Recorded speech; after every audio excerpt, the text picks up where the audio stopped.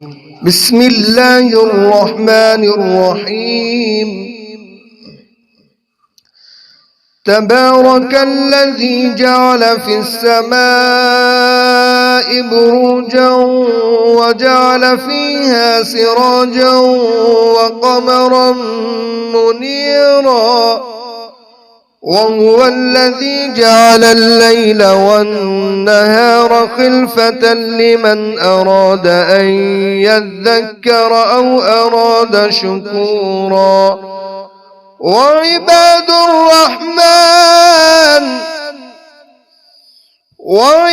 الرحمن الذين يمشون على الأرض هونا وإذا خاطبهم الجاهلون قالوا سلاما، والذين يبيتون لربهم سجدا وقياما، والذين يقولون ربنا اصرف عنا عذاب جهنم إن عذابها كان غراما إنها ساءت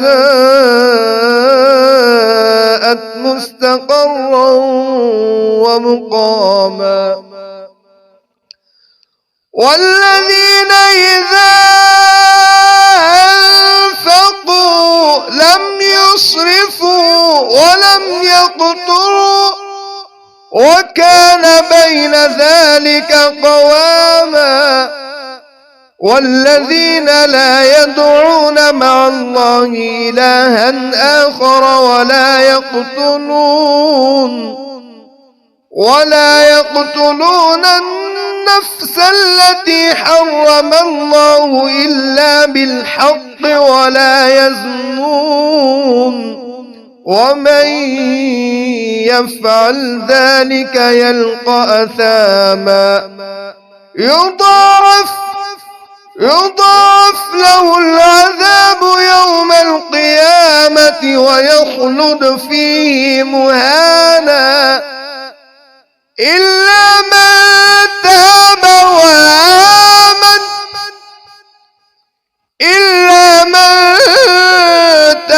وآمن وعمل عملا صالحا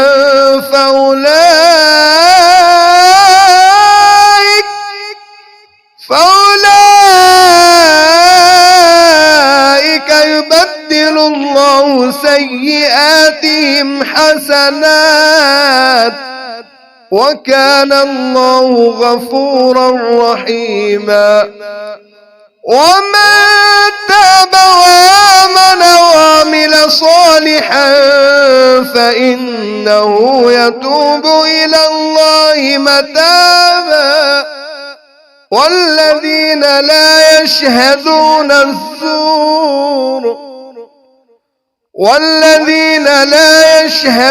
الزور وإذا مروا باللغو مروا كراما. والذين إذا ذكروا بآيات ربهم لم يخروا عليها صما وعميانا. والذين يقولون ربنا هب لنا من أزواجنا وذرياتنا قرة أعين واجعلنا للمتقين إماما. أولئك يجزون الغرفة بما صبروا ويلقون فيها تحية وسلاما خالدين فيها حسنت مستقرا ومقاما. قل ما يعبأ بكم ربي لولا دعاؤكم فقد كذبتم فسوف يكون لزاما. صدق الله العظيم.